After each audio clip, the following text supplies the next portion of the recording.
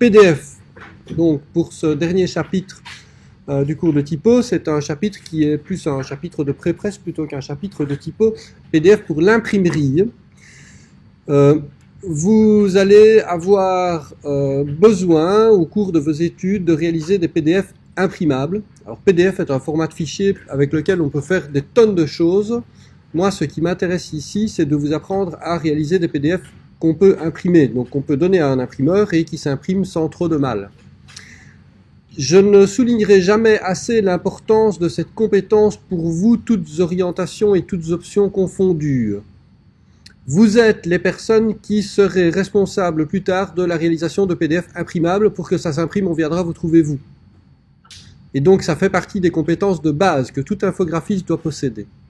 Moi je suis toujours surpris et désolé, et d'autant plus désolé que ça se termine généralement mal pour les étudiants, de constater qu'en deuxième année et en troisième année, il y a des étudiants qui arrivent et qui ne savent toujours pas réaliser un PDF imprimable et qui font des fautes de débutants et à qui on demande d'améliorer les choses et qui en sont incapables. Je voudrais bien que ça ne vous arrive pas. Vraiment, j'insiste au plus haut point pour vous dire la chose suivante. Si vous êtes en design graphique à partir de l'année prochaine, vous devrez rendre des fichiers imprimables.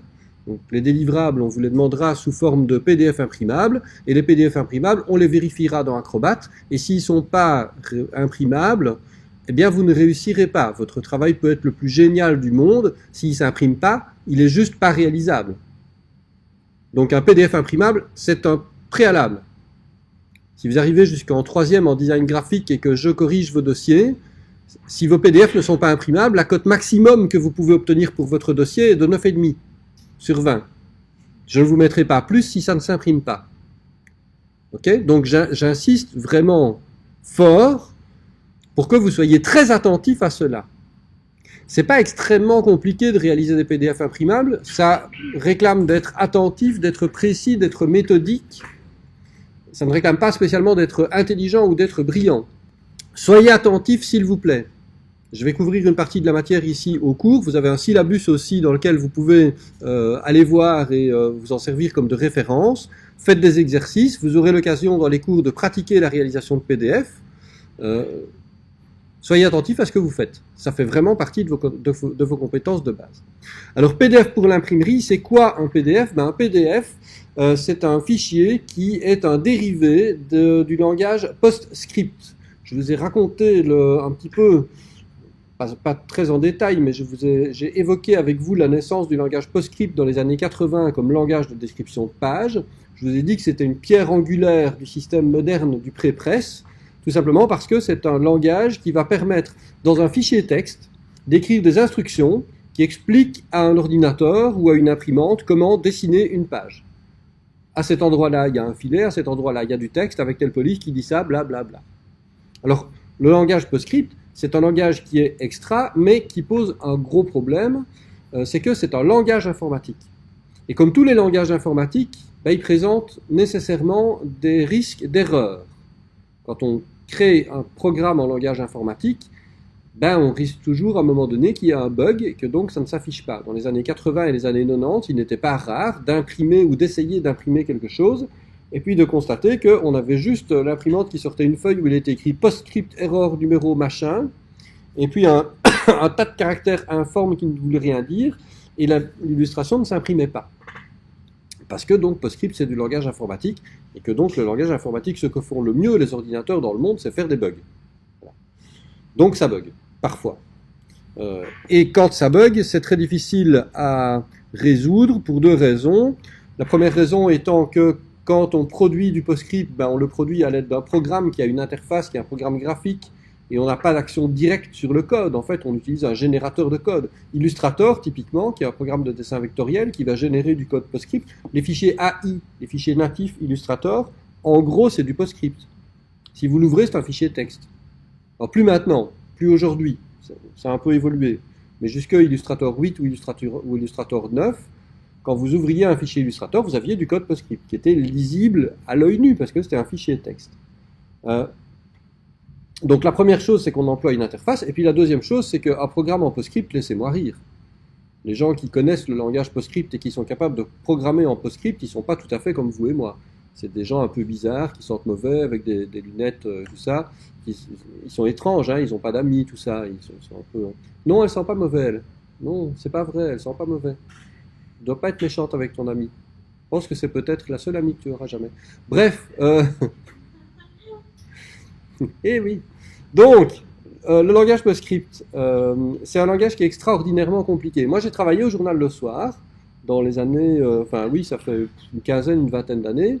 Il y avait un système de mise en page qui n'était pas tout à fait aussi souple et aussi sexy que ce qu'on voit aujourd'hui sur des micro-ordinateurs. Enfin, en gros, c'était informatique. On avait des terminaux avec des grands écrans, etc. C'était un peu en noir et blanc, mais bon. Et donc, ces trucs-là généraient du code PostScript. Pas à destination d'imprimantes de bureau. Hein. Le journal Le Soir n'est pas imprimé sur des imprimantes de bureau. Après, derrière, il y avait ce qu'on appelle des image setters. Donc, c'est des imprimantes qui vont imprimer des films offset, avec lesquels on va fabriquer des plaques offset, et ces plaques, on va les mettre en machine, en rotative, pour imprimer un grand nombre d'exemplaires. Mais à la base, c'est du code PostScript. Et donc, des fois, ça plantait. Donc, il y a des gens qui faisaient de la mise en page, puis qui envoyaient une page dans la machine, dans le serveur, et puis ça plantait, et on n'avait pas, enfin, il n'y avait rien qui sortait, on avait une erreur à l'écran, voilà, telle page est en erreur. Et il y avait un gars qui travaillait au journal Le Soir, j'ai oublié son nom, mais c'était un gars un peu bizarre, avec une barbe comme ça, il a l'air un peu... J'ai rien contre les gens qui ont de la barbe, hein, tu comprends bien, mais bon, il était un peu bizarre quand même, et on avait un peu l'impression qu'il habitait là, vous voyez, que c'était sa maison, enfin sa maison, je sais pas, il a peut-être un terrier dans la cave, ou un truc comme ça, c'était très étrange. Et le type, en fait, quand on avait une erreur PostScript, c'est le gars qu'on appelait, et alors il venait en bougonnant, il était toujours fâché, et alors il se mettait devant un grand moniteur, 24 pouces comme ça, monochrome vert, avec des... Moi je voyais, enfin pour moi, vous auriez jeté des nouilles sur le moniteur, c'était pareil quoi, parce que c'était plein de caractères, et donc il tapotait, il faisait tac tac tac tac tac, vous voyez les pages qui défilaient, et bah oui, bah là voilà, voilà, maintenant ça marche, tac, et il renvoyait le truc et ça marchait. Entre ça et la fabrication de balais volants pour Harry Potter pour jouer au Quidditch, pour moi, il n'y a pas de différence de compétence, c'est pareil. Moi, je ne vois pas. C'est magique, c'est spécial. Voilà. Donc, jamais je ne vous apprendrai à parler PostScript. D'abord parce que j'en suis bien incapable, et ensuite parce que, franchement, je tiens à votre santé mentale, malgré tout. Vous voyez, il faut, à un moment donné, c'est bizarre. Les gens qui ont créé le langage PostScript, je ne suis pas certain qu'ils sont tout à fait terriens. Il est possible, il y a une faible possibilité pour qu'ils soient d'origine extraterrestre. Voilà. Tout ça pour vous dire donc que PostScript, c'est un peu curieux, mais surtout, c'est un langage informatique interprété. Vous savez qu'il y a deux types principaux de langage en informatique. Il y a des langages interprétés et des langages compilés. Ça va devenir important dans un instant. Je vous expliquerai, je reviendrai dessus là dans un instant. Mais comme tous les langages informatiques, ça bug. Et donc, PostScript, à la fois c'est bien et à la fois c'est un risque d'erreur. Alors, on a évolué à partir de PostScript. La première évolution du PostScript, c'est ce qu'on a appelé l'encapsulation du PostScript, c'est-à-dire qu'on a pris du langage PostScript et on l'a encapsulé avec des descripteurs, parce que PostScript, en fait, il a quelques lacunes. Par exemple, PostScript, il n'y a pas d'instruction dans PostScript pour indiquer à l'interpréteur la taille de la page, par exemple. C'est un peu curieux. Il y a des techniques pour contourner ça, mais en gros, dire qu'on travaille sur un papier qui fait autant sur autant, c'est pas possible. Alors, quand on a un EPS, un PostScript encapsulé, ça veut dire qu'il y a du langage PostScript, et puis autour, on a mis un espèce de descripteur. Alors, le descripteur va décrire notamment le format de papier, des commentaires, le titre du truc, etc. C'est assez rudimentaire, mais il y a un truc important. Dans une capsule PostScript, il y a une version bitmap de l'illustration. Généralement en basse résolution, donc un truc léger, mais il y a une version pixelisée, si vous voulez, de l'illustration. Alors ça, c'est pratique. Pourquoi? Parce que quand on place un PostScript dans une mise en page, il faut bien vous rappeler, là, je vous parle de techniques qui datent d'avant les années 90. Okay, les ordinateurs avec 4 mégas de RAM, pas giga, 4 mégas de RAM, voire 6 pour les plus chers, et avec des processeurs qui tournaient à 2 MHz. J'ai pas dit gigahertz, hein, j'ai dit mégahertz, 2. Okay, donc les trucs, en gros, vos iPhones sont plus puissants. Hein, bien, se mettre dans l'état de l'époque. Vous imaginez bien que pour un appareil de cette nature-là, lire un fichier PostScript, l'interpréter, le pixeliser et afficher les pixels à l'écran, Le tout rapidement, parce qu'après l'utilisateur va dézoomer ou déplacer, c'est infaisable. Ça ne marche pas, c'est juste pas possible. Donc, la capsule PostScript, elle est pratique parce que quand on fait de la mise en page, ce qui va s'afficher à l'écran pendant la mise en page, c'est pas le dessin lui-même, c'est la version pixelisée qui est dans la capsule. Donc c'est un proxy, c'est une image qui est légère et qui donne une idée de ce qu'il y a dedans, qui va s'afficher à l'écran, et donc on peut travailler de manière beaucoup plus efficace. Donc, première évolution, c'est faire évoluer un petit peu le PostScript avec des commentaires et des données annexes autour. Ça reste du PostScript, si ça plante, ça plante.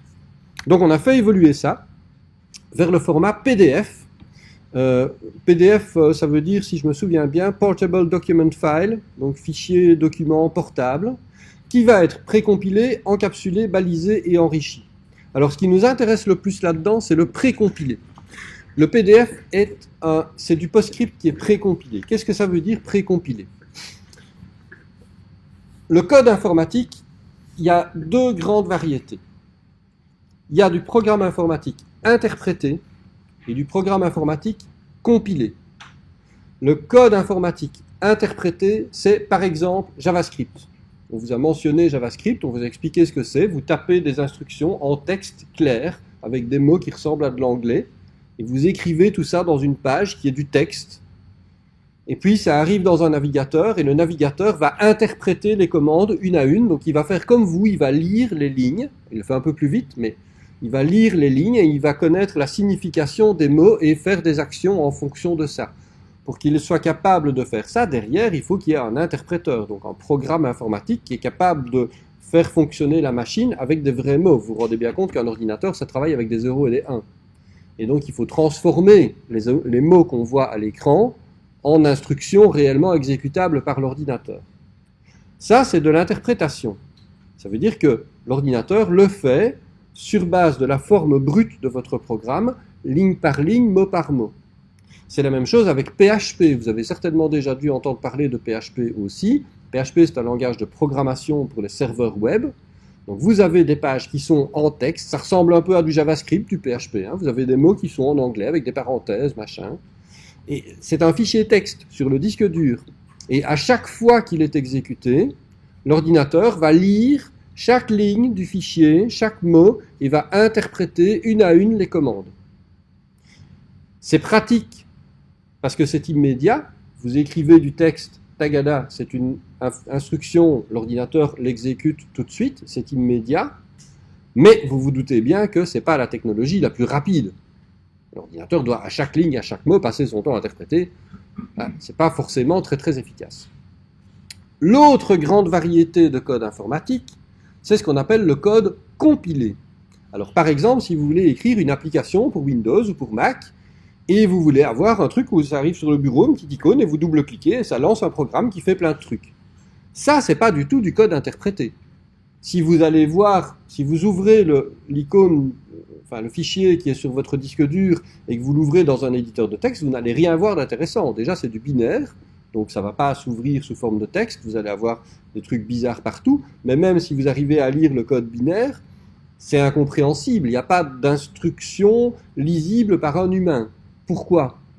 Parce que les programmeurs ont écrit du code source dans un langage évolué, alors ça peut être C, C++, C Sharp, Swift, peu importe, il y en a plein.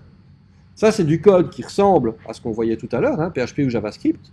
Et puis ensuite, avant de pouvoir exécuter ça, il y a une étape de compilation.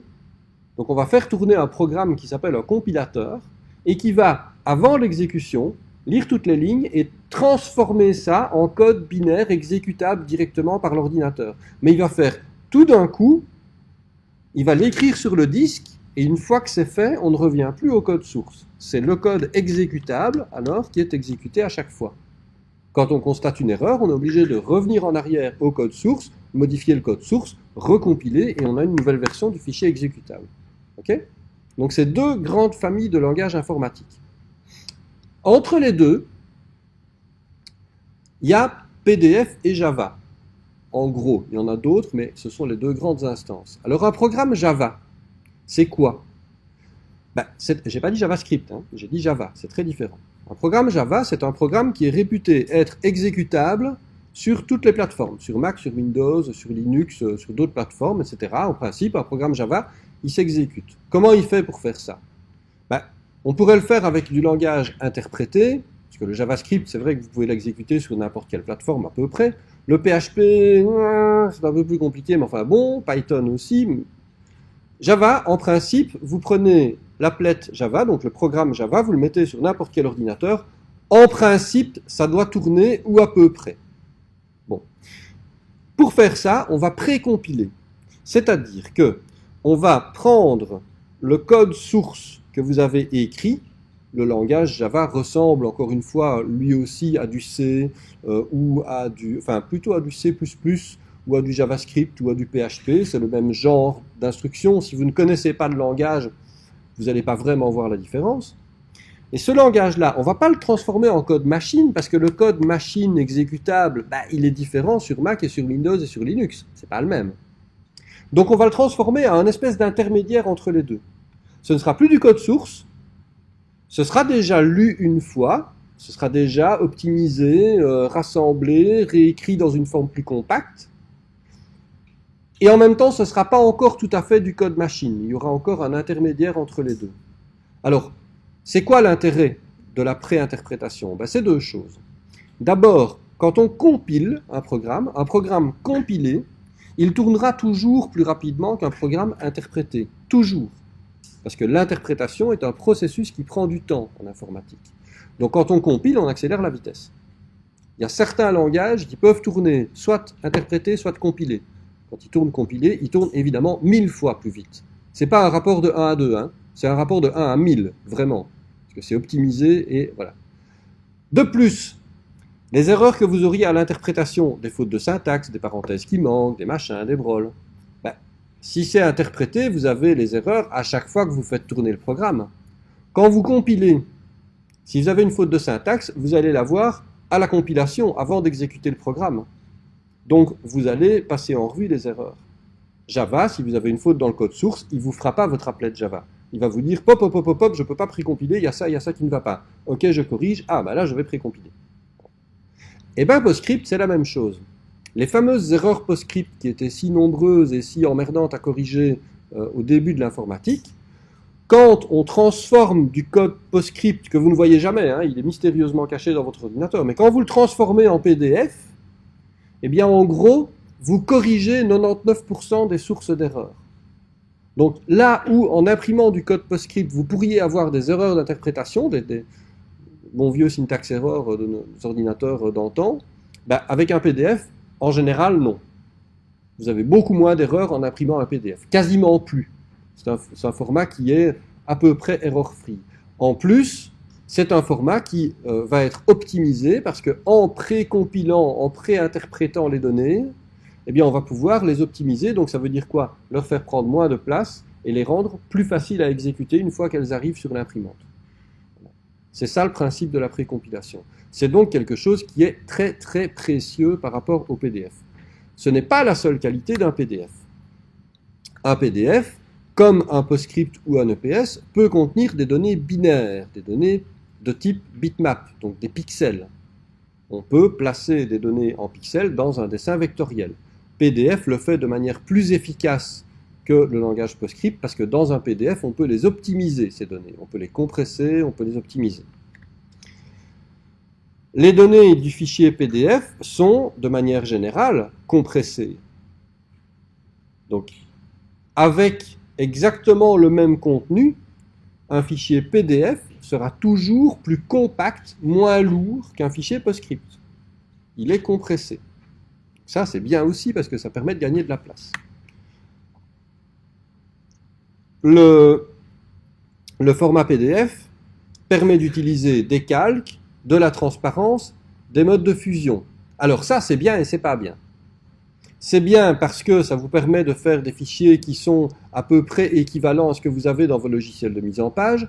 Et en même temps, pour l'imprimerie, c'est pas bien. Vous allez voir que je vais vous montrer les réglages pour générer un PDF imprimable. Le premier truc que je vous dirai, c'est utiliser une version du format Acrobat qui ne supporte pas les calques ni la transparence. Pourquoi? Tout simplement parce que quand vous avez des calques avec un mode de fusion entre les deux, Le résultat que vous voyez à l'écran, il dépend de votre ordinateur. Si vous envoyez le même truc à un autre ordinateur, le résultat qu'on voit à l'écran dépend de l'autre ordinateur et vous n'êtes pas sûr de ce que ça va donner. Donc c'est un risque d'avoir un affichage qui ne correspondra pas à ce que vous voulez. Donc on aplatit toujours. Voilà. Donc calque, transparence, mode de fusion, c'est très bien, mais pour l'imprimerie, on ne va pas l'employer. Très important aussi, les polices. Ça c'est génial. Le format est compact parce qu'il contient même les polices d'affichage. Un fichier PostScript, si dans le fichier PostScript il y a des instructions qui décrivent une zone de texte avec du texte dedans, avec telle police, avec telle caractéristique, eh bien la police elle-même, elle doit être fournie, elle doit être dans le système qui interprète, dans l'OS de la machine qui va interpréter les données PostScript, parce que sinon, il n'y a pas moyen de dessiner le texte. La police ne peut pas être dans les données PostScript. Dans un PDF, on peut inclure les polices. Et donc on a le texte en tant que texte, décrit en disant de là à là, il y a une zone de texte avec tel texte dedans, et c'est en Helvetica Core 11 avec telle interligne. Et ça va se dessiner comme du texte. Il y a aussi des profils colorimétriques dans le PDF. Alors ça, je suis bien désolé encore une fois de vous dire que les profils colorimétriques, c'est très bien, mais comme personne ne les gère en Belgique, on ne va pas avoir les profils colorimétriques. La consigne par rapport aux profils colorimétriques, ce sera n'employez pas les profils colorimétriques, ce sera la seule chose. Il y a des métadonnées, c'est-à-dire que vous avez des champs descriptifs, donc dans le PDF, vous pouvez inclure un champ auteur, un champ titre, vous pouvez inclure plein de choses qui vont décrire le contenu, qui vont aussi permettre de mettre des mots-clés, des trucs comme ça. Donc par exemple, un PDF, si vous le mettez dans un système de gestion de données, et donc qui vous permet de gérer facilement toutes vos images, etc., vous pouvez l'indexer. Il y a des méthodes qui permettent d'indexer les mots-clés et de classer très facilement les fichiers PDF. C'est assez facile. Le PDF peut contenir de l'interactivité, donc des formulaires, des boutons, des actions. Et bien ça, le truc, c'est que, évidemment, pour l'imprimerie, voilà. Peut-être que si vous prenez comme option Web Multimédia, peut-être qu'on vous apprendra à faire des PDF interactifs. Ça peut être utile. Le PDF contient aussi des données de présentation, c'est-à-dire expliquer, voilà, quand je l'ouvre, il doit se mettre en plein écran et afficher telle page, voilà, avec tel niveau de zoom, etc. Alors, ce qui nous intéresse surtout, c'est que le PDF, il est pratique. Avant que le PDF existe, pour imprimer quelque chose, on faisait une mise en page avec un programme de mise en page, mettons par exemple Quark Express, voilà, c'était un programme de mise en page très utilisé à l'époque. Et donc, avec Quark Express, qu'est-ce qu'on faisait ? On produisait une mise en page avec des blocs et des machins, et du texte, etc. Et puis, pour imprimer, on donnait le fichier Quark Express à l'imprimeur. Oui, mais s'il y avait des images dans la mise en page, il fallait séparément lui donner tous les fichiers des images, les bons fichiers, pas se tromper. Si vous utilisiez des polices dans votre mise en page, vous deviez aussi donner à l'imprimeur les polices que vous aviez utilisées. Et avec Quark Express, il y avait même une subtilité, c'est qu'il y avait des réglages de l'application, donc des préférences d'application, qui pouvaient faire foirer le texte à l'intérieur d'un document. Donc vous deviez aussi donner votre fichier de préférence à l'imprimeur, qui devait installer dans son Quark Express à lui, avant d'ouvrir votre document, parce que sinon ça ne marche pas. Donc vous imaginez, le truc c'est hyper compliqué, vous oubliez une police ou une image, ça ne s'imprime pas, il a un truc manquant. C'est atroce. Donc très peu pratique. Avec PDF, mais quel bonheur! Si le PDF est bien fait, vous donnez un fichier, il y a tout dedans. Et vous ne vous tracassez pas. À condition que le PDF soit bien fait, évidemment. Je vous ai dit que les données PDF étaient compressées, donc c'est pratique aussi parce que le fichier PDF, on peut compresser les données, on peut le faire d'une manière qui est prévisible. Donc on ne va pas juste donner des images en espérant que la qualité soit bonne, on peut vérifier la qualité des images, tout ça est prévisible et tout ça est paramétrable. Donc c'est extrêmement précieux pour le graphiste qui peut donner juste les bonnes données à l'imprimeur avec le format le plus efficace possible. On peut gérer la colorimétrie, sauf qu'on ne le fait pas, mais en principe on peut. Et on peut gérer la sécurité, c'est-à-dire qu'on peut crypter le PDF, le protéger par des mots de passe, le signer, le certifier, etc. En même temps, protégé par un mot de passe. Si vous tenez vraiment à ne pas vous faire casser la gueule par votre imprimeur, je vous conseille d'éviter les mots de passe dans un PDF imprimé parce que ce n'est pas drôle en fait. Ça ne va pas le faire rire. Je vous montrerai toutes ces options-là aussi. Vous avez des métadonnées qui sont spécifiques au print, c'est-à-dire que vous pouvez inclure dans les métadonnées du PDF des données qui sont relatives à l'impression. On ne le fait pas spécialement non plus, mais je vous en parlerai dans un instant. Et ce qui est génial avec PDF, c'est que donc, comme la qualité est paramétrable, et que vous pouvez choisir exactement ce que vous mettez dans le PDF, ben, vous pouvez, avec le même workflow, vous pouvez produire un truc qui va être d'une qualité impeccable pour l'impression professionnelle, ou bien un truc en basse résolution sans bord perdu qui va servir juste pour l'affichage à l'écran parce que c'est la version web du rapport. Ou bien une version avec une résolution moyenne et une qualité pas top parce que c'est juste pour faire une épreuve pour relire le texte. On peut avoir plusieurs usages pour le PDF selon les paramètres que l'on va mettre dedans, qu'on va choisir pour le générer. Okay ? Ce qui est impératif, c'est de contrôler la qualité. En fonction de l'usage que vous avez décidé de réserver à votre PDF, impression finale, épreuve, machin de contrôle pour l'écran, etc. En fonction des standards que vous devez respecter, d'après ce que l'imprimeur vous a dit, bah, vous allez avoir des paramètres qu'il faudra vérifier. Donc vous ne pouvez pas juste générer un PDF. Générer un PDF, ça nécessite de savoir quels sont les paramètres à appliquer et d'appliquer les bons. Si vous n'appliquez pas les bons, bah, ça ne marchera pas. Il est absolument important aussi d'être capable de gérer la qualité en fonction des objectifs que vous voulez atteindre. Ben, paramétrer le PDF avec les bonnes options de qualité, c'est super important. Je vous en parlerai en pratique dans un instant en vous montrant la boîte de dialogue. En marge du PDF, il existe un autre format de fichier qui est associé qui s'appelle JDF. JDF, c'est Job Definition Format. Alors, JDF, vous allez probablement jamais travailler avec, mais vous devez savoir que ça existe parce que si ça tombe, il y en a peut-être parmi vous qui vont être techniciens dans une imprimerie et qui vont générer des flux de travail avec JDF. C'est quoi le JDF? C'est la description de A à Z du travail depuis la réception du PDF jusqu'à la livraison de l'objet fini. Donc vous allez avoir dans un JDF des instructions concernant la manière dont il faut faire des épreuves, le papier sur lequel il faut imprimer, le nombre d'exemplaires, la qualité des encres qu'on doit employer, le type de papier qu'on doit employer, la finition, la reliure, etc., etc. Vous envoyez, vous, un PDF pour un bouquin à l'imprimerie, et donc vous donnez une série d'instructions à l'imprimeur, voilà, il faut autant d'exemplaires sur tel papier, autant de pages, donc des cahiers de autant, finition comme ça, avec une couverture, avec une reliure, machin. Et ben l'imprimeur, il va encoder tout ça dans un JDF, et le JDF, c'est un système de gestion électronique du document. Donc ça veut dire quoi? C'est-à-dire qu'on va rentrer tout dans le système. Le ou les PDF qui constituent le travail, les options du job. Et puis à chaque étape à l'imprimerie, on pourra contrôler ce qui est fait et ce qui est à faire. Par exemple, je sais que le bouquin, il faut un bon à tirer et puis il va à l'impression. Ben moi, je vais générer un bon à tirer, donc je le vois hein, sur mon écran, il y a les options du job. Je crée les fichiers d'impression pour le bon à tirer et j'envoie le bon à tirer sur telle imprimante et je marque « OK, c'est fait ». Et puis je fais signer le bon à tirer par le client et j'ai une case dans mon JDF où je peux cocher, voilà, le bon à tirer a été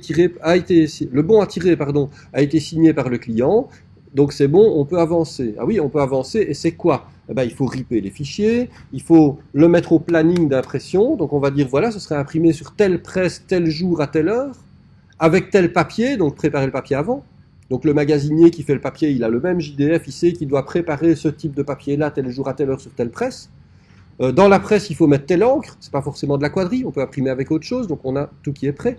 On a des profils d'ancrage, ça c'est un truc très technique pour l'imprimerie, je vous expliquerai l'année prochaine, mais on peut paramétrer la manière dont l'encre se répartit sur les rouleaux dans la presse d'imprimerie, et on peut les calculer de manière électronique en regardant les PDF, donc on a des profils d'ancrage qu'on peut préparer et puis transmettre électroniquement, donc pas à les régler à la main, hein, on envoie vraiment des fichiers à la presse offset qui va elle-même régler ses encriers. Et le nombre d'exemplaires, ben, il sera aussi dans la presse, donc elle sait qu'une fois qu'on dit « Ok, les réglages sont bons, vas-y ben, », elle en tire 2000, 5000, 10 000, peu importe, on paramètre le nom. Et puis après, on sait que ça doit aller à la pliure, à la découpe, etc., etc. Voilà. Tout est prévu dans le JDF. Donc le JDF, c'est un format qui est très pratique, très technique, pour les imprimeurs, qui ne vous concernera vraisemblablement jamais, mais sachez que ça existe. Donc il y a même la possibilité de gérer le flux de travail, du travail en entier de A à Z à l'intérieur du format Acrobat. JDF, c'est une extension du format PDF. Voilà. Alors, tout ça ne vous intéresse pas plus que ça. Ce qui vous intéresse, vous, c'est de savoir comment on fait des PDF.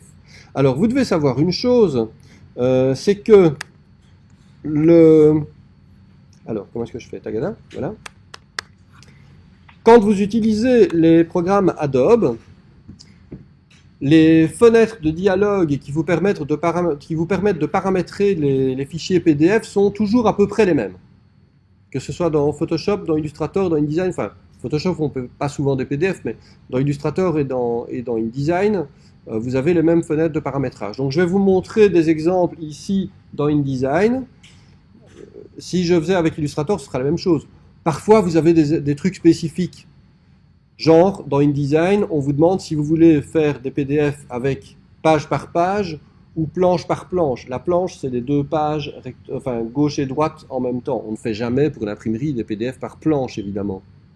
Parce que personne ne sait, en fonction du schéma d'imposition, c'est pas forcément la page 3 qui sera à côté de la page 2. Hein. Donc, voilà, on ne fait jamais ça. Donc, on imprime toujours par page. Si vous générez un PDF avec Illustrator, Illustrator va vous demander si vous voulez conserver les capacités, conserver les fonctions d'édition d'Illustrator. Ça veut dire quoi? Ça veut dire que quand on génère un PDF, la fameuse précompilation, la préinterprétation, fait qu'on va découper les tracés. Le résultat physique de ça, c'est qu'on a des tracés découpés. Le problème, c'est que quand on a un beau tracé et puis qu'il est découpé et qu'on doit l'éditer après, on ne sait plus l'éditer. Donc, alors vous pouvez demander qu'on limite l'interprétation et que les tracés ne soient pas découpés, que ça reste éditable facilement dans Illustrator. Parce qu'un PDF, vous pouvez l'ouvrir dans Illustrator. Hein. Il s'ouvrira toujours. Après, la manière dont il est édité, c'est un peu plus compliqué. Donc, je vais vous montrer ça dans InDesign. On va parcourir toutes les options ensemble.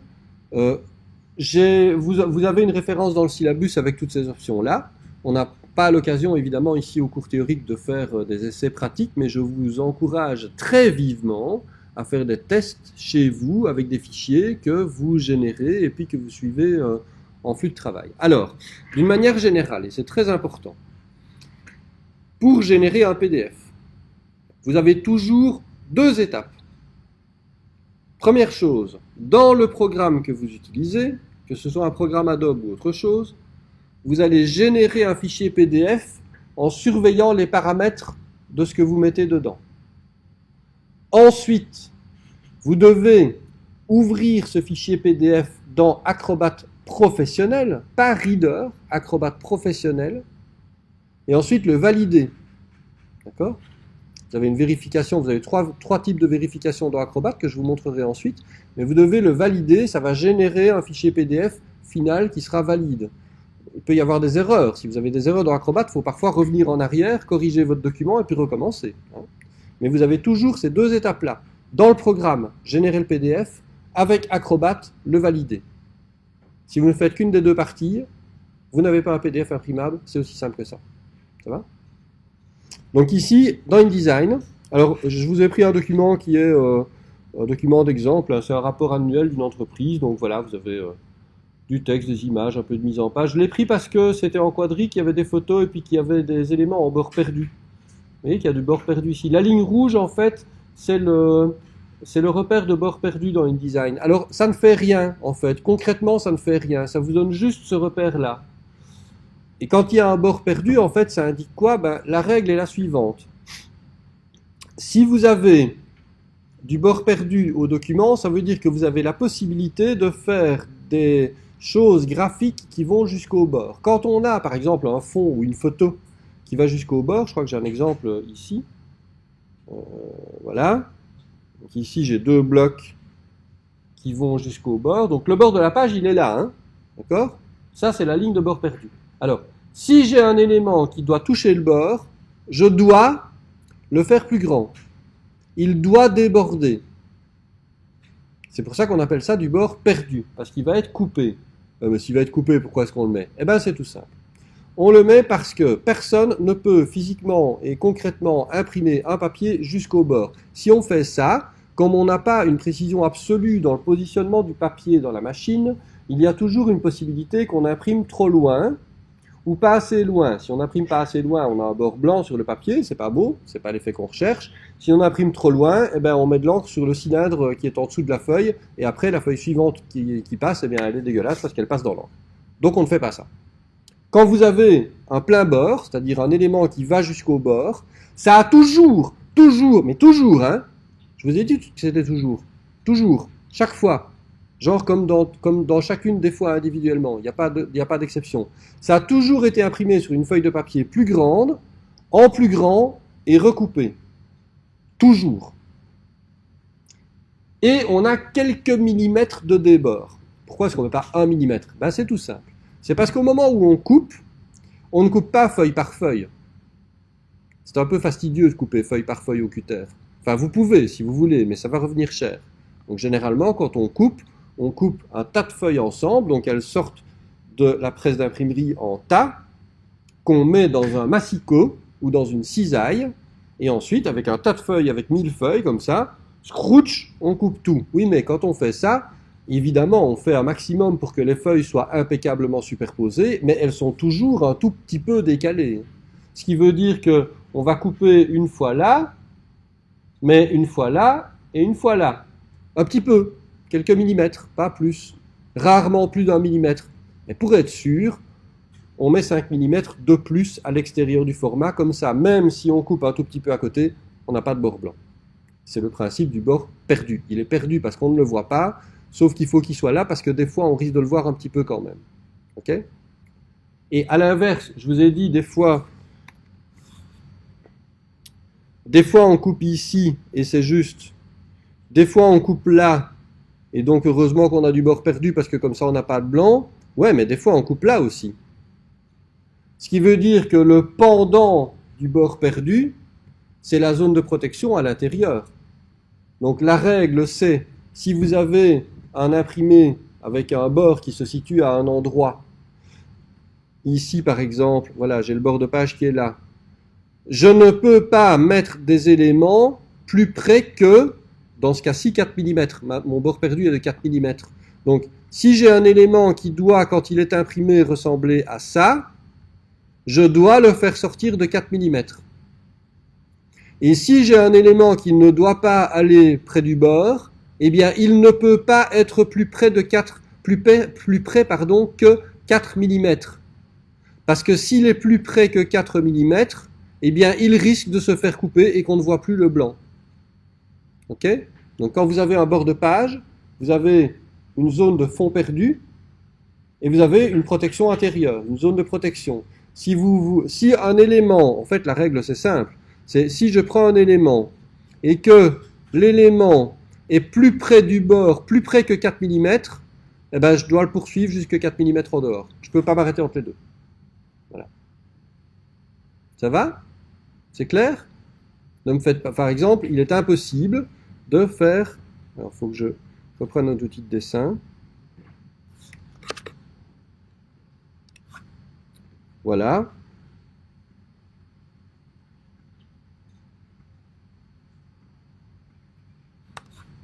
Ça, il est impossible d'imprimer ça. Vous ne pouvez pas. Parce que ce cercle-là, qui est tangent avec le bord, eh ben, de temps en temps, il y aura une toute petite marge blanche au-dessus, et de temps en temps, il sera coupé. À cause du fait que lorsqu'on imprime et lorsqu'on coupe, les feuilles ne sont jamais exactement repérées, elles bougent parfois un petit peu. Voilà. Donc on ne peut pas faire ça. Voilà. Soit on fait ça, soit on fait ça. Entre les deux, il n'y a pas place. D'accord? C'est super important parce que si vous voulez faire, c'est une faute classique de débutant et que les débutants non graphistes ont souvent du mal à comprendre. Mais quand on veut faire un élément qui va jusqu'au bord, il faut qu'il déborde du bord. Et ça, les gens ont du mal à comprendre, qu'il faut faire plus grand. Et donc, ne faites pas comme les débutants, faire de la mise en page comme ça, et puis vous demandez comment diable vous allez faire pour agrandir, pour faire du bord perdu. Faites le bord perdu tout de suite. Ce qui ne gêne pas. Faites-le. Ça déborde du format, c'est rien. Allez-y. D'accord ? Voilà, donc je vous ai choisi ce document-là pour ça. Alors, je vais générer un PDF et je vais vous montrer. Je suis désolé parce que c'est un peu long et assommant, mais malheureusement, je n'ai pas d'autre choix que de le faire dans l'ordre pour vous montrer toutes les options de génération du PDF. Donc, générer un PDF, ça se fait à peu près toujours de la même manière. Dans Illustrator, c'est enregistré sous. Ici, dans InDesign, c'est exporté. J'espère que vous voyez suffisamment le texte au tableau parce qu'il va y en avoir beaucoup et du petit. La première chose que vous avez quand vous exportez depuis InDesign, c'est qu'il vous demande d'abord de choisir l'emplacement et le nom de fichier. Moi, je vais mettre sur le bureau. Et voilà la boîte de dialogue qui est toujours la même. Vous avez 3 menus ici qui restent constants, et puis vous avez des onglets, donc des catégories de trucs qui sont là, tac, tac, tac, tac, tac, qui ne changent pas. La norme. Il y a une norme pour les PDF qui s'appelle PDFX. On va générer des PDFX, mais pas ici. Quand on va les passer dans Acrobat, ils vont devenir PDFX, vos PDF. Donc on ne le prend pas ici. Compatibilité, il y a une faute dans le syllabus à la page 209. Je vous ai mis que la compatibilité, on choisissait toujours Acrobat 5, format PDF 1.4. C'est faux, on doit prendre Acrobat 4. Pourquoi Acrobat 4? Pourquoi pas un format plus évolué? C'est très simple. C'est parce que le format Acrobat 4 ne supporte pas les calques, la transparence et les modes de fusion. Donc, quand vous enregistrez votre document au format Acrobat 4, eh bien, nécessairement, votre document va être aplati. Ce qui est bien. Vous voulez qu'il soit aplati. Parce que c'est un document d'impression. Et donc, vous voulez absolument que les choses qui sont transparentes, avec des effets, etc., soient fixées une fois pour toutes. Ça va ? Compatibilité. Alors, si vous faites une épreuve écran, pour faire une épreuve à l'écran pour votre client, par exemple, vous pouvez parfaitement choisir Acrobat 8. C'est pas grave. Le client, il travaillera avec ça, il va juste l'afficher à l'écran. C'est vraiment pour l'impression, quand vous faites un PDF pour l'impression, uniquement du Acrobat 4 et pas Acrobat 5 comme il est mis dans le syllabus. Alors, ensuite, les 3 premiers onglets sont les plus compliqués. Le premier, il n'est pas très très compliqué. Avant de vous parler du premier onglet, paramètres prédéfinis, vous avez des pré-réglages. Donc, ceux que vous avez par défaut, c'est ceux-là. Les autres en dessous, là, à partir de 200 dpi qualité, c'est des pré-réglages que moi j'ai créés. Ils sont dans mon système, vous ne les aurez pas. Mais vous pouvez enregistrer des pré-réglages. Vous avez vu le nombre de trucs qu'il y a à paramétrer. Donc en général, ce qu'on fait, c'est qu'on passe jamais son temps à les faire un par un. Hein. On les règle une fois, puis on enregistre, et la fois suivante, on reprend les mêmes. Si je veux faire un PDF imprimable maintenant, je sais que je prends en print 300 dpi avec trait de coupe, et c'est bon, je peux vous faire enregistrer. Je ne vais pas le faire maintenant, parce qu'il faut qu'on voit les options. Mais vous voyez ce que je veux dire ? Vous pouvez vraiment vous servir des pré-réglages. Une fois que c'est réglé, c'est bon. Alors, je vais passer tout en revue ici. Donc, la norme, je vous ai dit 100. Alors, le premier onglet général, c'est assez simple. D'abord, vous avez des options d'affichage. On s'en fout, ce ne sera pas pour afficher, mais vous pouvez choisir. Alors, quand j'ouvre le PDF, est-ce que je suis en page entière, ou en taille réelle, ou en pleine largeur, en pleine hauteur, le degré de zoom? En gros, on s'en tape. Hein. La mise en page, est-ce que c'est une page, 2 pages continues, blablabla, on s'en fiche. Ouvrir en mode plein d'écran, on s'en fiche. Ça, c'est des options pour l'affichage écran, on ne s'y intéresse pas. L'étendue de page. Est-ce que je mets toutes les pages du document dans le PDF? Est-ce que je mets seulement certaines pages? Ça paraît logique. Est-ce que je mets des pages? Est-ce que je mets des planches? Donc vous vous souvenez, quand on fait les planches, c'est la double page. Pour l'impression, jamais. Vous donnez des pages à l'imprimeur, il se débrouille. D'accord? Ne vous mêlez jamais de faire des planches. Ceci, on va tout décocher aussi, parce que ce sont des options qui ne sont pas utiles pour l'imprimerie. Incorporer les vignettes de page, c'est quand vous ouvrez le PDF à l'écran dans Acrobat, vous avez sur le côté une colonne avec toutes les pages, avec une miniature des pages. On s'en fout, ça ne sert à rien pour imprimer. Optimiser pour un affichage rapide sur le web, on ne va pas sur le web, c'est pour imprimer. Créer un PDF balisé, non, on le fera dans Acrobat. Afficher le PDF après exportation, si moi je fais ça, il ouvre aperçu sur le Mac. Ça ne m'intéresse pas, je veux mon PDF dans Acrobat, donc voilà. Alors les calques, on a des calques, ça vous ne l'aurez pas par exemple dans Illustrator. Dans ah si vous l'aurez, mais c'est pas le même calque, mais bon. Les calques peuvent être visibles ou invisibles, donc masqués ou affichés. Vous pouvez les marquer comme imprimables ou non imprimables. Alors ça peut être pratique. Pourquoi il y a des calques dans le design? Ben, pas du tout pour faire de la création graphique, mais par exemple pour faire des versions de trucs multilingues. Donc vous pourriez avoir un bouquin qui est en français et en anglais. Vous faites la mise en page en anglais. Les blocs de texte, vous les mettez sur un calque. Et comme ça, quand vous faites la mise en page en anglais, vous pouvez créer un autre calque, donc les fonds de page sur un calque, les textes sur un deuxième calque, les textes anglais sur un troisième calque, et comme ça, quand vous pouvez masquer le calque français, afficher le calque anglais, masquer le calque anglais, afficher le calque français, vous avez un seul document avec les deux versions du texte dedans, et vous en affichez une ou l'autre, vous ne les superposez pas. Vous comprenez?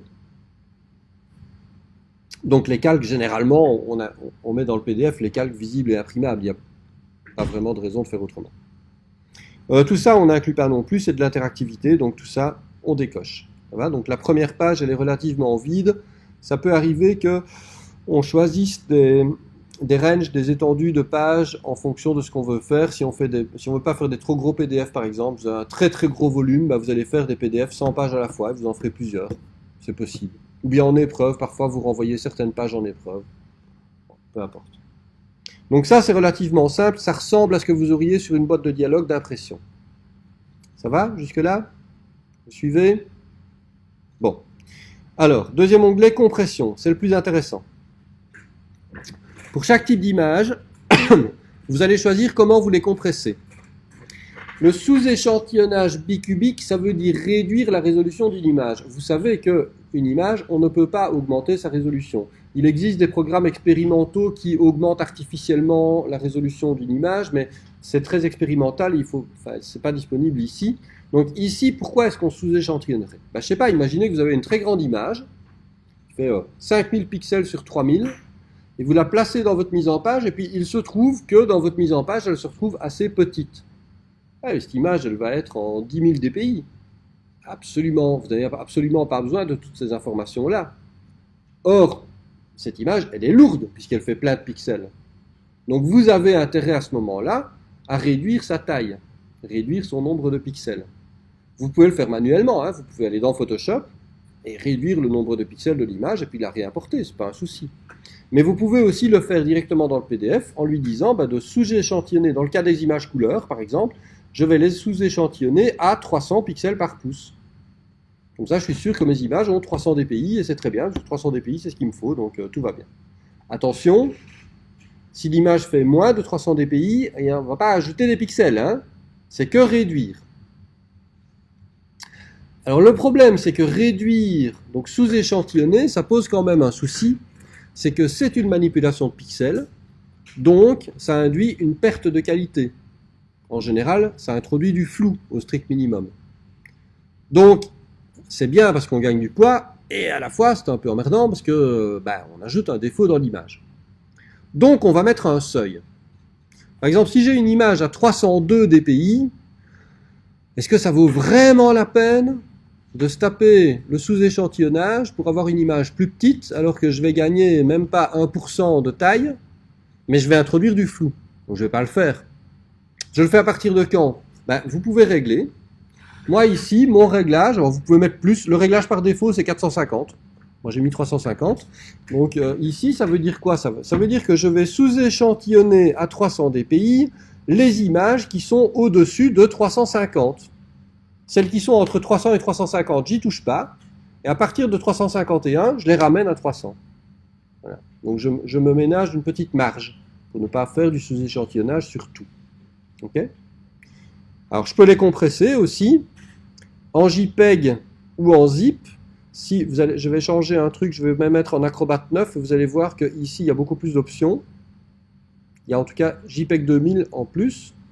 Donc je me remets en Acrobat 4, il n'y a plus JPEG 2000, il n'y a que JPEG. Okay. Donc Dans un Acrobat 4, on ne peut pas mettre de JPEG 2000. Et donc je vais sous-échantillonner en JPEG avec une qualité d'image, je vais compresser en JPEG avec une qualité d'image maximum. Parce que voilà, si je veux une qualité d'image top de chez top, je mets du zip. Le zip, ça compresse pas bien, c'est à peu près 50%, mais la qualité d'image est impeccable puisque c'est sans perte. Le JPEG, même en qualité maximum, on a une perte. Très peu visible, en général acceptable, mais il y a une petite perte de qualité dans l'image. Alors je peux régler séparément les images couleurs, les images en niveau de gris et les images monochromes. Pour les images monochromes, il faut plus de résolution, donc je mets 1200 dpi et les compressions ne sont pas les mêmes. On laisse toujours le défaut CCIT groupe 4. De toute façon, généralement, vous n'utilisez pas d'images monochromes, donc voilà. Deux petites cases ici, compresser le texte, bah oui, il n'y a pas de raison, c'est non destructif, donc on compresse. Et recadrer les données graphiques, ça c'est un peu plus compliqué. Vous avez vu en Illustrator les masques d'écrêtage.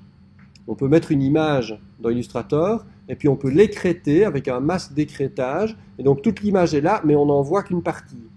Bon, si vous avez une image de ce type-là, et les blocs de InDesign se comportent comme ça, si vous mettez un bloc image, et que vous placez une image dedans, même si le bloc ne montre qu'une partie de l'image, bah, le reste de l'image est là.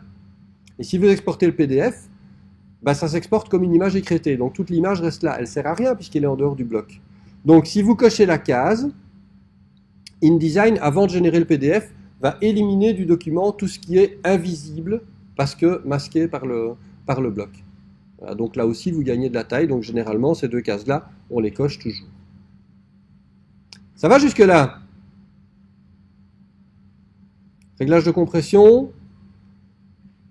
Évidemment, ça, c'est des réglages pour l'imprimerie. Si vous voulez faire un PDF pour imprimer sur l'imprimante à jet d'encre du bureau de votre voisin, vous n'avez pas besoin de 300 dpi, vous allez mettre 200. Si vous voulez faire un PDF qui va être juste une épreuve, qui va être juste vue à l'écran, bah vous allez mettre 72 dpi et vous allez mettre qualité faible. Parce que qualité faible, on gagne du poids, évidemment, ça compresse beaucoup mieux. Qualité faible, l'image sera plus petite. Okay. Donc, en fonction de l'usage, vous aurez différents réglages ici aussi. Je peux vous le montrer avec un de mes pré-réglages. Donc, épreuve 150 dpi light, c'est mon pré-réglage. Ça veut dire quoi? Ça veut dire que c'est un réglage pour l'épreuve avec une qualité d'image bof. Donc voilà, j'ai mis JPEG moyen et je sous-échantillonne toutes les images plus haut que 150 dpi. Paf. Donc, je compresse beaucoup plus. Je vais avoir un fichier qui est beaucoup plus petit, de moins bonne qualité, mais je m'en fous, c'est juste pour une épreuve. Ça va?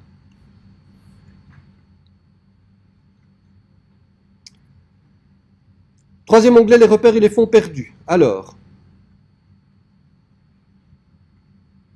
je vais bien vous montrer autre chose. Oui, bon, je vais vous montrer là. Ça, c'est des traits de coupe. C'est quoi? Ben, c'est l'endroit où on doit couper pour avoir le format. Le format, en fait, il est là. Ok? Et donc, ça, c'est le bord perdu. Donc, le trait de coupe, on l'indique toujours. Ici, trait de coupe, il est coché. On le met.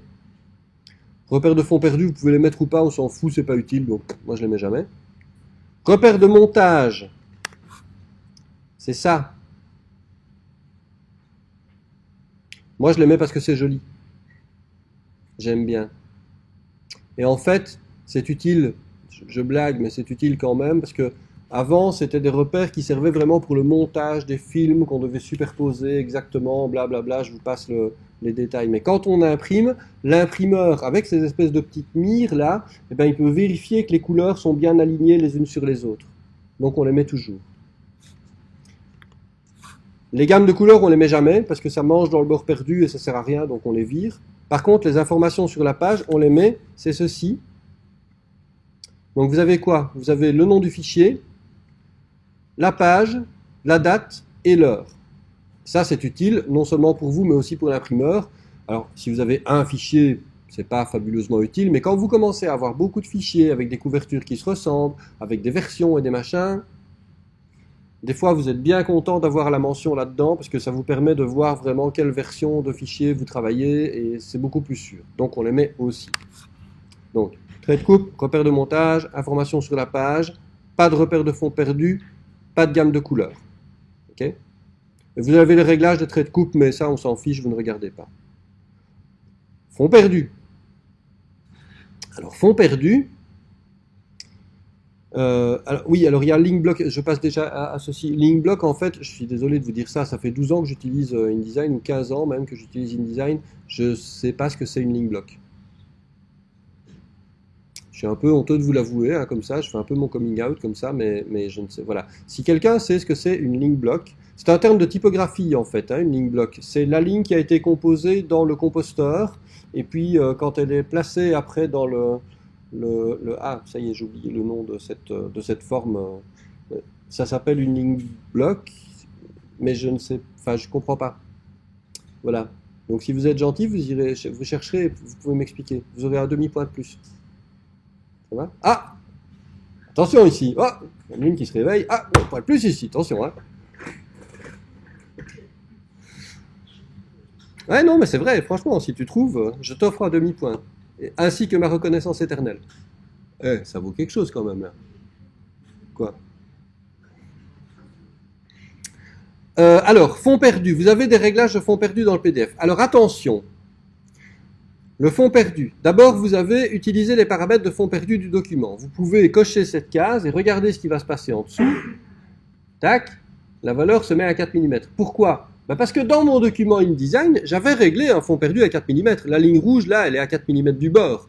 Il ne fait simplement que reprendre ça. Et donc, qu'est-ce qu'il va faire avec ça? Il va interdire aux éléments de fond perdu de faire plus de 4 mm. Il ne va pas faire du fond perdu là où il n'y en a pas. Hein. Les étudiants, parfois, ils croient « Ah ben j'ai qu'à cocher fond perdu et je mets du fond perdu, il va y avoir du fond perdu. » Non. Si vous n'avez rien mis, il n'y aura rien. Vos éléments qui vont jusqu'au bord, il ne va pas les agrandir. Simplement, si ça déborde, il va laisser déborder jusqu'à X mm. Je peux prendre les réglages du document. Si je les décoche, j'ai 5 mm. Par exemple, ici, regardez ce bloc-là. Il va jusque la ligne rouge. Oui.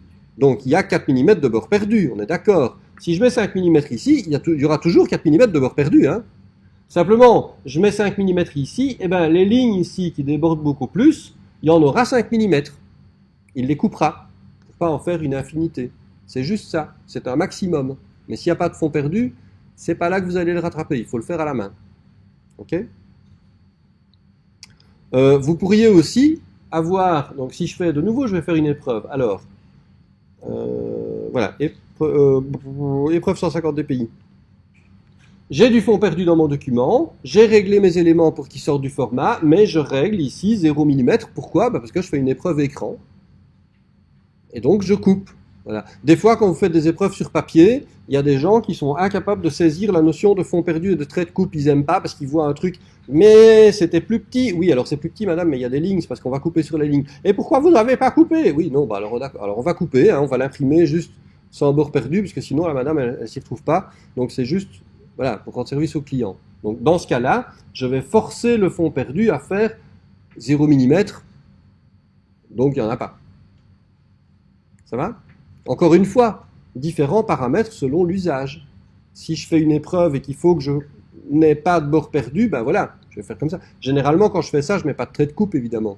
Les traits de coupe ne sont pas très utiles puisqu'il n'y a rien à couper. Et si je fais une épreuve, et si je fais un PDF pour l'impression, je vais faire ça.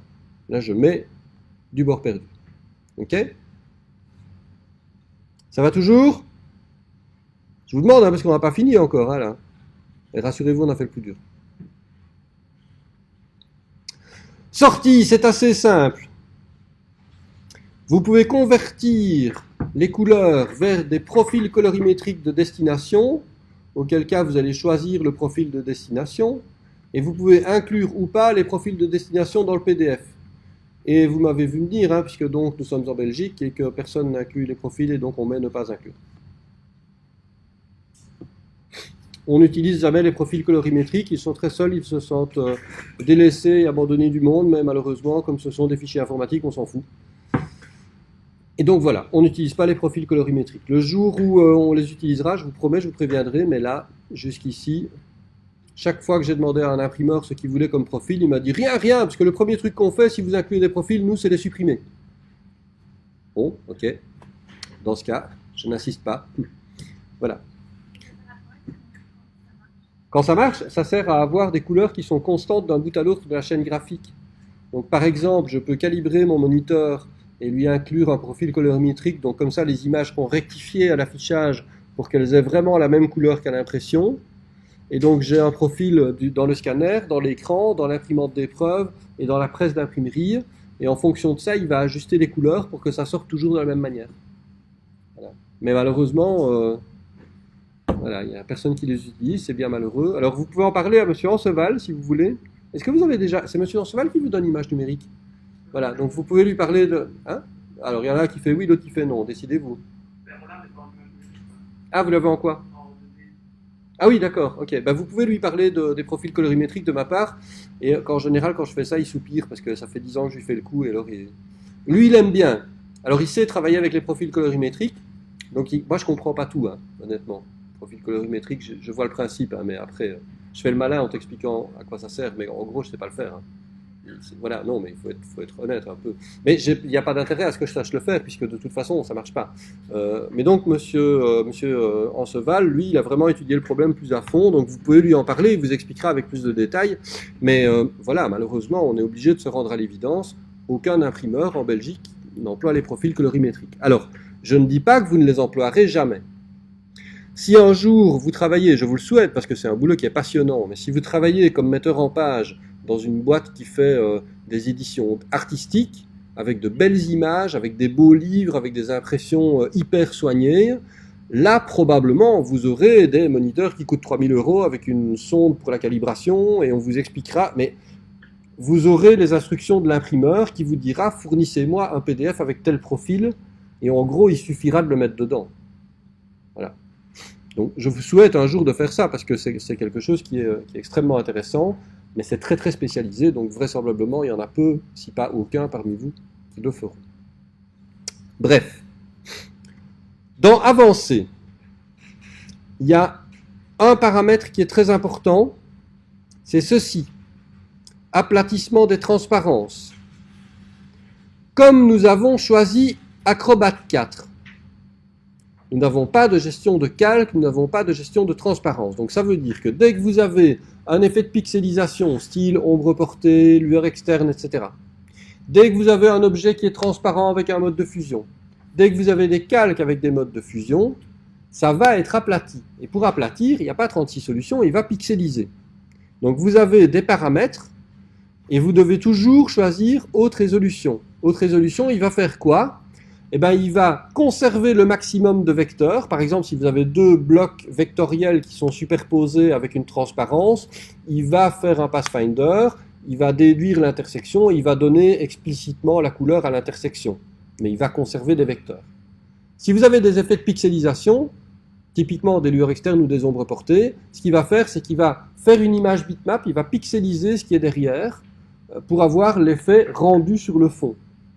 Quand il fait ça, si vous le mettez en basse résolution, vous incluez dans votre PDF une image qui est en basse résolution. Vous ne pouvez pas, vous devez le faire en haute résolution. Donc vous mettez toujours haute résolution ici, ce qui veut dire que les images qui seront aplaties, pixelisées, seront à 300 dpi, et donc ça passera. En gros, le reste, vous pouvez l'oublier. Ceci, je vais même passer dessus, vous en fichez. Protection. Encore une fois, vous pouvez, si vous voulez, exiger un mot de passe pour l'ouverture de votre document. Si vous tenez à votre intégrité physique, je vous conseille de ne pas faire ça avec les imprimeurs. En général, ça ne les fait pas rire. Je sais, on peut déplorer le manque d'humour des imprimeurs en Belgique, tout ça. Mais il n'empêche que ça ne va pas les faire rire. Voilà. Donc généralement, moi je l'ai fait une fois sans le faire exprès, je vous le jure. C'était pas pour faire une blague. Et j'ai passé 10 minutes avec un imprimeur furieux au téléphone qui m'insultait parce que, en plus, c'était en retard. Et donc, je lui avais fait louper son planning. Et donc, il m'a incendié. Il a décalé le travail. J'ai été en retard avec mon client. Je me suis fait engueuler par le client. C'était une assez mauvaise idée, en fait. Voilà, je ne le referai. D'ailleurs, je ne l'ai jamais refait. Parce que pas vraiment de raison. Je vous montre juste une chose. Parce que vous pourriez faire des trucs avec des mots de passe. Je ne sais pas, moi, travailler sur des trucs qui sont confidentiels. Une firme pharmaceutique avec des secrets de fabrication. Et donc, vous devez envoyer des épreuves, mais avec un mot de passe. Eh bien, ne le faites pas en Acrobat 4.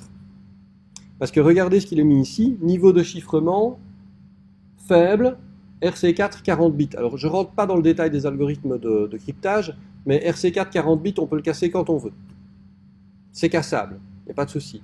Donc si vous mettez un mot de passe, il y a même des sites web qui vous déprotègent les PDF comme ça, donc vous les envoyez et puis vous le retéléchargez déprotégé, c'est de la couille. Ça, voilà, ça marche pas.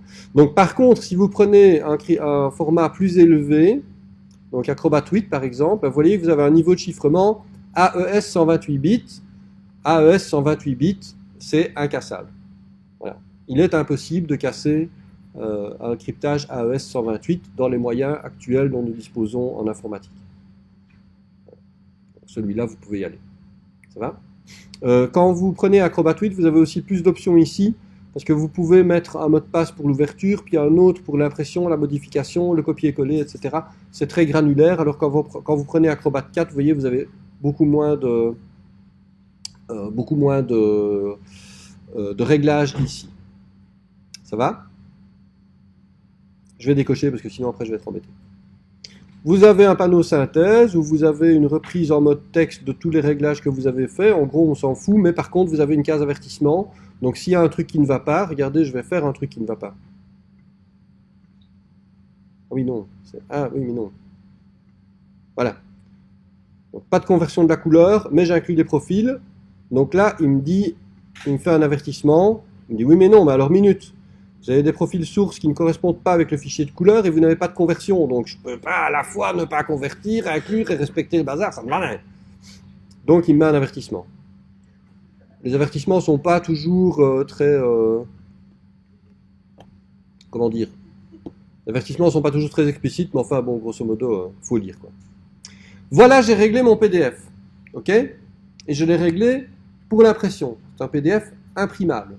J'aurais fait des autres réglages pour une épreuve ou pour un truc à l'écran. Donc je vais l'exporter.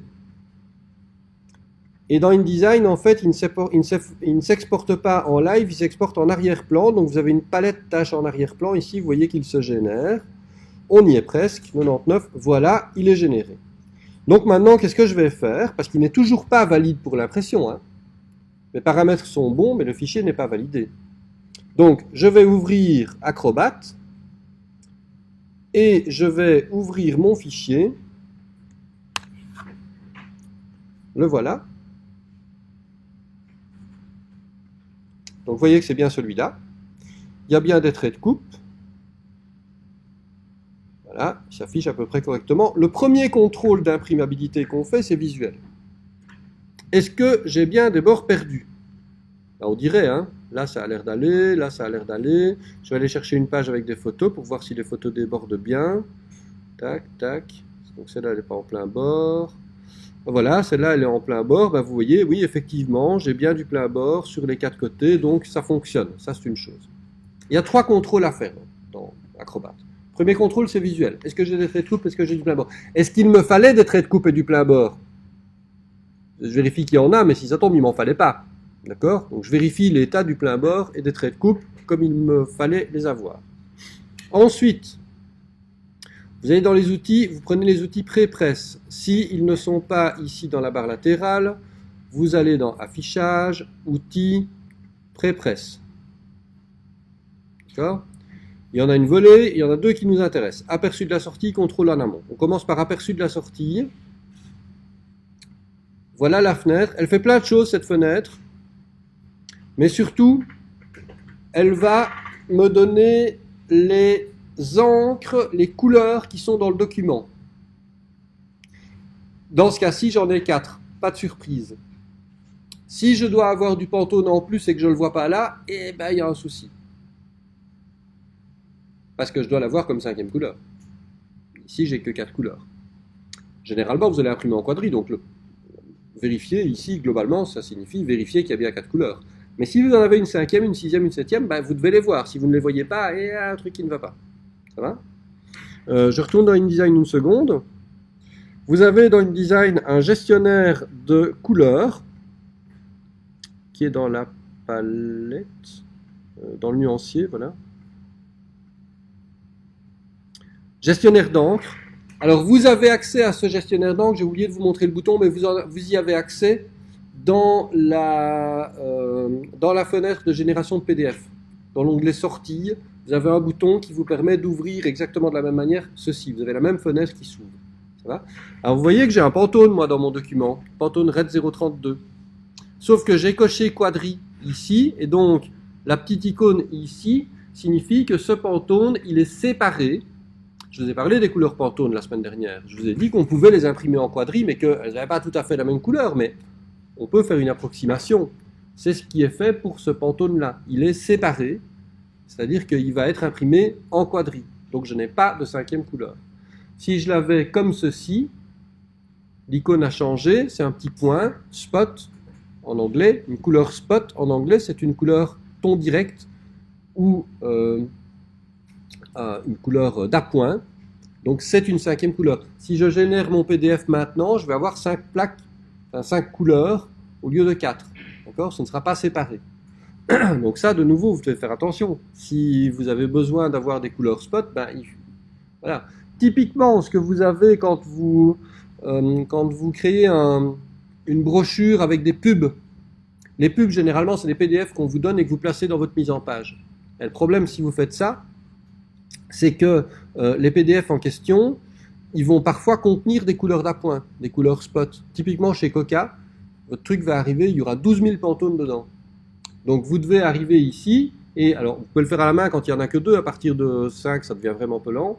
Donc, ça, c'est transformer le Pantone en couleur quadri, mais vous pouvez aussi simplement cocher quadrichromie, et là, toutes les couleurs deviennent des couleurs quadri. D'accord? Donc, pensez bien à ça, vous pouvez gérer la quadri et les couleurs d'appoint dans InDesign. Dans Illustrator, c'est un peu différent, mais je vous le montrerai en temps zéro. Peu importe. Ici, j'ai de la quadri. Donc, deuxième vérification. Ouvrir aperçu de la sortie. Vérifier que j'ai bien le bon nombre d'encres. Ici, je voulais de la quadri. J'ai de la quadri. Tout va bien. Troisième vérification. Le contrôle en amont. Voilà la fenêtre de contrôle en amont. C'est une fenêtre où il y a beaucoup de choses. Il y a beaucoup de profils en fait différents qui correspondent à différents usages des PDF. Alors moi, ce qui m'intéresse, c'est le dernier. Dans la catégorie pré-presse, c'est le profil Offset à feuille Quadri GWG 2015. Avant, et je pense que je vous en parle dans le syllabus, j'utilisais PDF X1A Coated Fogra. C'est l'ancien profil de validation, on a fait mieux depuis, donc maintenant on utilise Offset à feuille. Alors, remarquez une chose, ce profil vous donnera des erreurs si vous avez des couleurs d'appoint, parce que c'est un profil quadri. C'est des couleurs que vous pouvez ignorer. Si vous avez besoin de couleurs d'appoint, ignorez les erreurs, d'accord ? Ici, je vais le prendre sans quadri, donc je n'aurai pas normalement trop d'erreurs. Donc, je vais employer ce profil-là pour valider mon PDF. Vous avez deux boutons. Vous avez Analyser, Analyser et Corriger. Moi, quand je prends vos fichiers, je fais Analyser et je regarde ce qui se passe. Et les erreurs, je les vois. Vous, pour générer un PDF imprimable, et moi, maintenant, pour générer un PDF imprimable, on va faire Analyser et Corriger. Alors, un des effets de ça, c'est que votre fichier PDF, qui n'était pas un PDF X, il va devenir un PDF X. Ok ? Ce réglage-là va le transformer en PDF X. Il va faire toute une série d'autres modifications. S'il rencontre des erreurs, on va le voir. Et en fonction des erreurs, il faudra agir en faisant diverses choses. Donc, je vais faire la validation maintenant. Donc, je fais bien Analyser et Corriger. Alors, comme je fais Analyser et Corriger, il me demande où il doit enregistrer le fichier parce qu'il va le modifier. Moi, je ne me pose pas de questions. Je réenregistre au même endroit et je remplace. J'écrase mon ancien fichier, c'est pas grave. Alors, il est en train de travailler. Vous voyez que ça avance. Digui, digui, digui, digui. Avec un peu de bol, il ne va pas se planter. Parfois, ça plante. Il fait plein de choses. Quand vous voyez une clé anglaise à côté du machin, ça veut dire qu'il a juste fait une modification, mais que ce n'est pas une erreur. Quand vous voyez un attention, c'est un avertissement. Et quand vous avez une vraie faute, vous en verrez tout à l'heure, vous avez une croix rouge. Alors, c'est quoi la différence entre un avertissement et une croix rouge ? Par exemple, il va faire des erreurs sur la résolution des images. Avec ce réglage-là, il veut que vos images fassent au moins 225 dpi réels. Si elles font moins, un petit peu moins, par exemple elles font 220, vous allez avoir un warning. Parce que c'est un peu trop peu, mais bon, ça va quoi. Ouais, c'est un peu, voilà. Si vos images font moins de 180 dpi, là vous allez avoir une croix rouge parce que c'est vraiment trop bas. Donc il y a deux niveaux d'avertissement des erreurs de validation. Ok. Donc ici les clés à molette, enfin les clés anglaises, je m'en fiche, tout va bien. Et alors ici j'ai un avertissement, texte dont la taille est inférieure à 8 points avec plusieurs colorants qui est à l'intérieur de la zone de fond perdu, donc on va le voir. Alors pourquoi est-ce qu'un texte de moins de 8 points et avec plusieurs encres c'est mal? Parce que je vous ai dit, quand on imprime, la théorie voudrait que les encres se recouvrent exactement sur la feuille, mais parfois ça bouge un tout petit peu. Alors du texte qui est petit, c'est des tout petits détails, et il faut que ce soit net, sinon on ne sait pas le lire. Donc lui, il fait un avertissement, si on a du texte plus petit que 8 points et qui est en couleur, ça veut dire qu'on aura au moins deux encres qui se superposent, ben ça risque d'être flou et ça risque d'être pas visible, donc il fait un avertissement. Alors quand on a un avertissement comme ça, on va voir ce que c'est. J'ai chaque fois la liste, donc vous voyez que ici il y a 9 occurrences, je ne le vois pas ici parce que ma fenêtre est trop petite, mais je vais l'agrandir pour que vous voyez. Voilà, 9 incidences sur 2 pages. Si je déroule le bidule à l'intérieur, je vois les 9 incidences. Alors je vais aller voir où elles sont. Je vais d'abord agrandir parce que je sais où c'est et qu'il faut que j'agrandisse d'abord, sinon ça n'ira pas. Donc quand je sélectionne l'erreur, je peux faire afficher. Voilà. Et il va m'amener sur la bonne page avec un cadre jaune autour de l'erreur. Vous voyez que ici, ben, c'est un texte qui est dans une note de bas de page. Mes notes de bas de page, elles sont encore 7. Et le truc, c'est que généralement, elles sont noires, mais que dans le document, les URL, elles sont en vert. Et donc, je ne sais pas faire grand-chose. Parce que le texte, ben, je n'ai pas changé. Et les autres, c'est pareil aussi. Hein. Si je vais voir celle-là. Tac, tac. Page 10. Voilà, c'est pareil. Donc c'est chaque fois des notes de bas de page. Bon, alors ça, quand vous êtes au moment de faire les PDF pour l'imprimerie, vous ne savez rien faire. Qu'est-ce qu'il faudrait faire?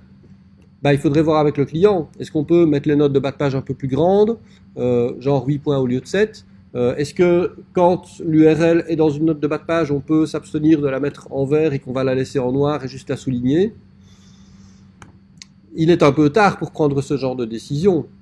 Okay? Donc ici, on va l'ignorer. On va continuer. Tant pis. Si vous avez d'autres erreurs, et alors il est impossible de faire un répertoire des erreurs PDF, il y en a trop, donc j'en ai mis quelques-unes les plus courantes dans le syllabus. Donc quand vous générez des PDF, regardez les erreurs que vous avez. En fonction de la gravité de l'erreur, ben, vous essayez alors de revenir en arrière, de corriger, et puis de refaire votre PDF. D'accord? Il n'y a pas d'autre chemin. Si vous avez des erreurs graves, vous revenez au fichier source et vous recommencez. Ça va?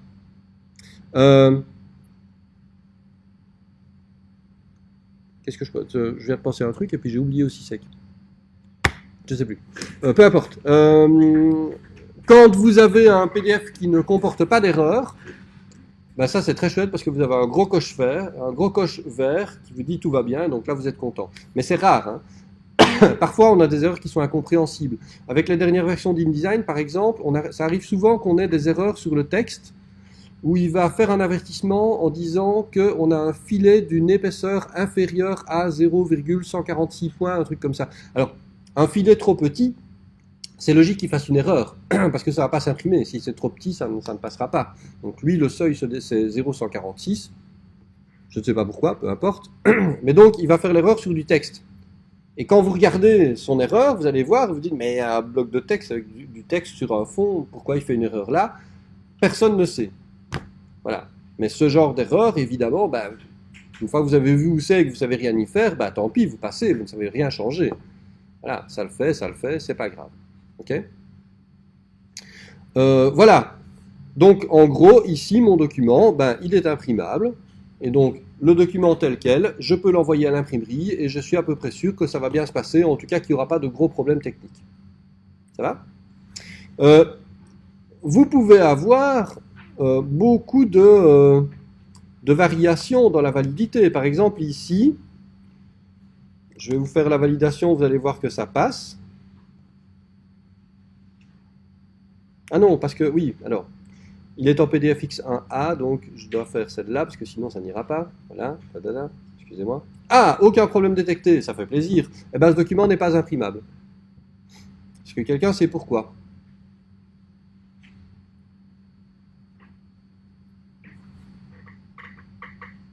Personne, vraiment?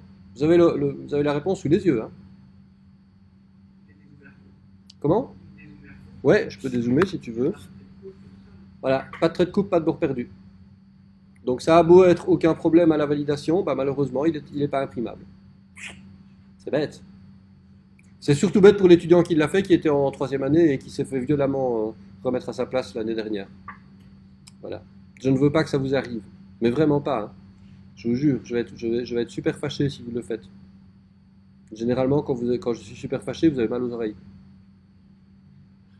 Donc pas imprimable. Pas de bol! Alors, une autre brochure que je valide aussi. Oui, alors, je vais toujours faire hop, aperçu de la sortie avant tout. C'est de la quadrille, ok.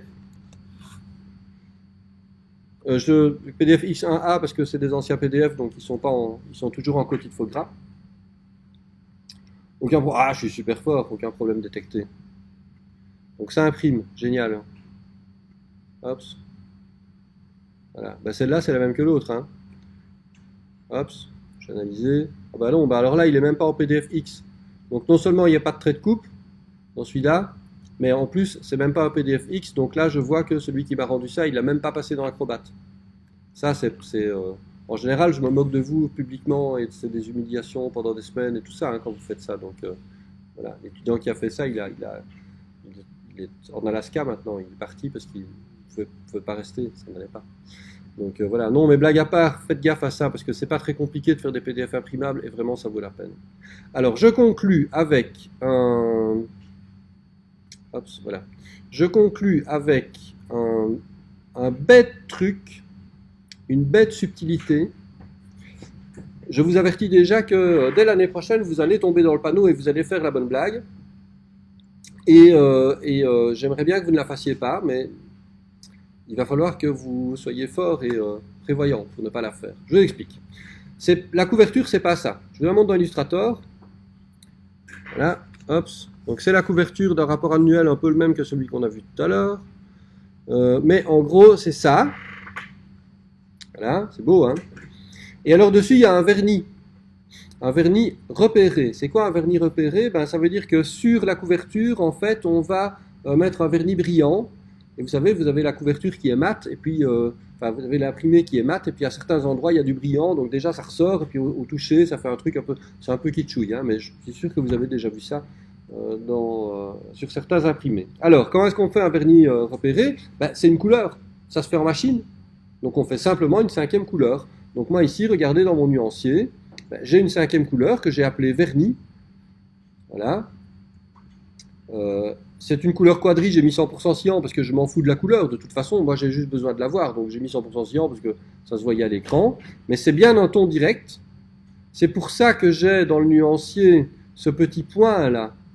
Vous voyez là, le coin qui est coupé, mais il y a un petit point dedans qui veut dire que c'est une couleur spot, c'est une couleur d'appoint, c'est un ton direct. Donc, cette couleur là, je génère mon PDF, je vais dans Acrobat et j'obtiens ça. Et je me dis, tadam, tout va bien. Ben oui, mais non. Alors, aperçu de la sortie, ah, comme c'est formidable, il y a une couleur vernis. Ah, c'est génial. Sauf que si je l'enlève, la couleur vernis, pour voir la quadrille, eh bien, il n'y a rien en dessous. Et pourquoi qu'il n'y a rien en dessous? Ben parce que quand on met une couleur sur une autre couleur, par défaut, elle crée une défonce. C'est-à-dire qu'elle va supprimer ce qui est derrière pour s'imprimer sur le papier. Moi, j'ai dit que ça s'imprimait en bleu. Ça s'imprime en bleu. Et donc, en fait, ce que j'aurais dû faire dans Illustrator, c'est aller dans les options de l'objet. Et il y a une petite case surimpression du fond. Alors, pour les objets qui ont un contour, je dois faire... Ah oui, non, ben, j'ai plus mis de contour. Mais il y a des objets... Je pensais qu'il y avait des objets qui avaient un contour. Mais pour les objets qui ont un contour, je dois faire surimpression du contour. Ici, il n'y en a pas. Et là, surimpression du fond, faut que je le coche. Quand je fais ça, je ne vais pas avoir la différence dans Illustrator. en tout cas pas comme ça. Mais si je coche surimpression, ça veut dire que cette couleur-là va se surimprimer aux autres. Donc elle ne va pas créer de défonce derrière, elle ne va pas supprimer les éléments qui se trouvent derrière. Si je génère mon PDF avec la case surimpression du fond cochée, là ça va être très différent. Hop.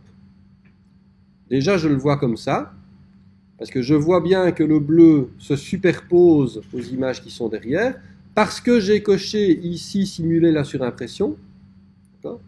Et si je masque le vernis, ben vous voyez que j'ai effectivement mon image en entier, et quand le vernis est déposé sur la feuille, il est déposé sur les autres couleurs, qui ne disparaissent pas en vertu de la présence du vernis. D'accord ? Donc ça aussi, ça fait partie des critères d'imprimabilité. Si vous avez un vernis, si vous avez quelque chose qui doit se surimprimer au reste, ben vous devez avoir fait gaffe à la surimpression, parce que sinon, ben, vous allez avoir un gros problème. Ça va ? Généralement, le texte noir, en petits caractères, on le coche toujours en surimpression, comme ça, quand il est sur un fond de couleur, il n'y a pas de défonce dans le fond de couleur, on a un fond de couleur qui est uniforme, et puis dessus, on a le texte en noir, et on est sûr qu'il n'y a pas de frange blanche autour, donc on n'a pas de problème d'ajustement. Mais ça, InDesign le fait tout seul. Il va automatiquement, le texte noir, le mettre en surimpression, vous n'avez pas besoin de vous en tracasser. Dans le cas d'un vernis que vous créez à la main comme ceci, eh bien, il faut que vous le fassiez, parce que sinon, personne ne le fera à votre place. Et donc, encore une fois, ça, je l'ai appris à la dure, puisque l'imprimeur m'a téléphoné le jour où il a commencé mon travail en disant « Dites, c'est normal que le vernis, il est sur du blanc ?»« Ah non, arrêtez, je vais vous renvoyer un fichier, j'ai oublié. » Voilà. Parce que si vous ne le faites pas, et qu'on imprime 3000 couvertures, et qu'on les relie, et qu'on livre au client, qui fait « Mais enfin, c'est blanc !» Eh bien, vous perdez sacrément votre vie parce que c'est un contrat à 3500 balles et que donc vous payez 3500 € pour réimprimer de votre poche. Et là, ça fait mal aux fesses, mais alors... Voilà. Ça m'est jamais arrivé, donc j'imagine, mais rien que d'imaginer, j'ai mal. Donc, ça veut dire que les PDF, vous avez vu, c'est pas extrêmement compliqué, mais des réglages, il y en a quand même beaucoup. Il n'y en a aucun qui est scientifiquement très élaboré, mais vous devez être attentif à ce que vous faites. D'accord ? Prendre les choses une par une, bien vérifier chaque truc, et puis évidemment, à un moment donné, vous enregistrez vos pré-réglages. Moi, quand je fais des PDF d'impression, je ne regarde plus jamais les réglages. Je prends mon pré-réglage 300 dpi, impression au trait de coupe, paf, je sais que c'est bon. Voilà, je ne pose plus la question. Mais il faut que vous preniez le temps de regarder toutes les options pour faire vos propres réglages qui vous conviendront. Ça va ?